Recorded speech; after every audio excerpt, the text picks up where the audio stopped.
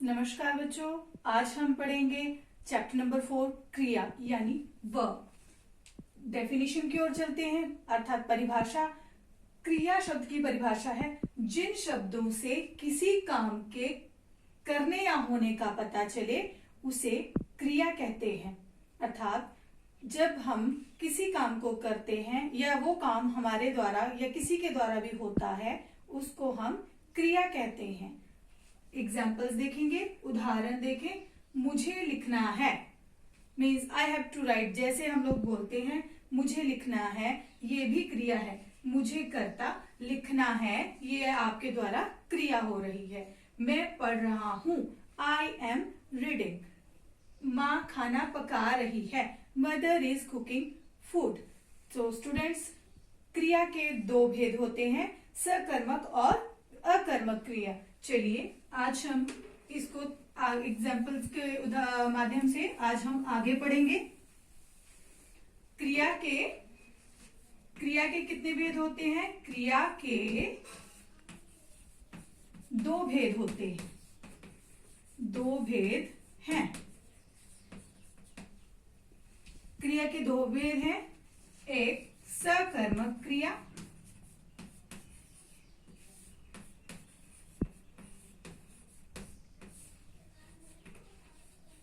दूसरी अकर्मक क्रिया।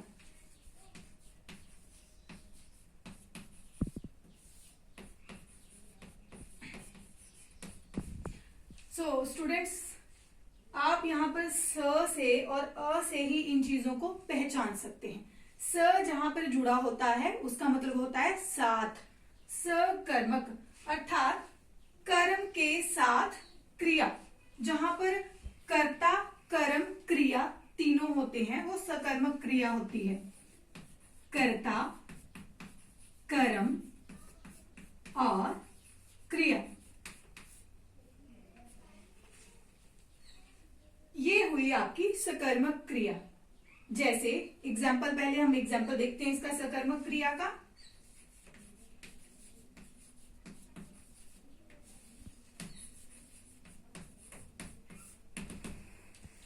कर्मक क्रिया का एक आप उदाहरण ले सकते हैं, जैसे मैं अखबार पढ़ता हूं। मैं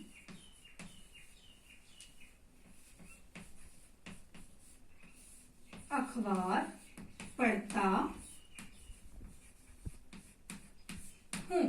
तो जैसे आपको पता है कि क्रिया अर्थात किसी काम का करना होना जो होता है वो क्रिया कहलाता है। इसमें जैसे हम खाते हैं, लिखते हैं, पढ़ते हैं, सोते हैं, ये सब जो है वो क्रिया में आता है। तो आप देखेंगे मैं जो है इसमें वो है कर्ता। पढ़ना, अब आपका पढ़ना जो है वो आ रहा है क्रिया में। अब आप देखेंगे अखबार पढ़ रहा है या मैं अखबार पढ़ता हूं, तो ये आपका आएगा कर्म। अब आप देखिए सकर्मक क्रिया में तीनों चीजें आ रही है, कर्ता, कर्म और क्रिया। जहां पर ये तीनों चीजें होती हैं वहां पर आप सकर्मक क्रिया कह सकते हैं, या इसको हम क्या प्रश्न लगाकर भी इसका उत्तर पा सकते हैं, वह सकर्मक क्रिया होती है। अब हम चलते हैं अकर्मक क्रिया की ओर। अकर्मक क्रिया, अकर्मक क्रिया जहां पर अ है इसका मतलब होता है के बिना।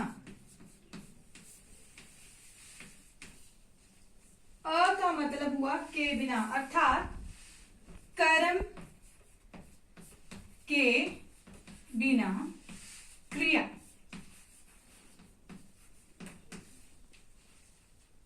यहां पर आप देखेंगे अकर्मक, कर्म के बिना क्रिया। यहां पर कर्ता भी होता है, क्रिया भी होती है, लेकिन कर्म का पता नहीं होता। जैसे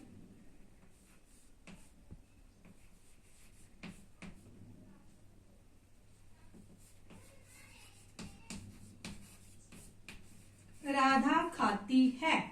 राधा जो है आपकी वो कर्ता में आएगी। खाना जो है या खाती है ये है आपकी क्रिया। और कर्म कहाँ है? कर्म बीच में, कर्म जो है वो नहीं है। तो जब ये जहां पर कर्म ना हो वो आपकी अकर्मक क्रिया होती है। कर्म के अनुसार क्रिया जहां पर हो उसको सकर्मक क्रिया कहते हैं। जो कर्म के साथ होती है, कर्ता क्रिया और कर्म इकट्ठे हो वहां पर सकर्मक क्रिया, और जहां पे अकर्मक क्रिया वो होती है जिसमें कर्म के बिना कोई कार्य हो रहा होता है, कर्ता होता है, क्रिया होती है, लेकिन अकर्मक क्रिया में कर्म का पता नहीं होता। अब मैं आपको बताऊंगी कि ये जो सकर्मक और अकर्मक क्रिया हैं, इनको लिंग और वचन के अनुसार भी ये बदल जाती हैं। जैसे लड़कियां खेल रही हैं, अब वचन के आधार पर देखेंगे लड़कियां था, मैंने बहुत ज्यादा लड़कियों के बारे में बात की है। खेल रही हैं, इसका मतलब कि ये वचन के अनुसार भी बदल गया है। और अगर मैं बोलती हूँ लड़का खेल रहा है तो ये लिंग के अनुसार भी बदल रहा है। तो ये थी आपकी क्रिया का चैप्टर, जो कि मैंने आपको ये बताया है। आप इस तरह से आप इसको, और एक और बात, आप अकर्मक क्रिया को कौन प्रश्न लगा के भी इसका उत्तर पा सकते हैं। धन्यवाद।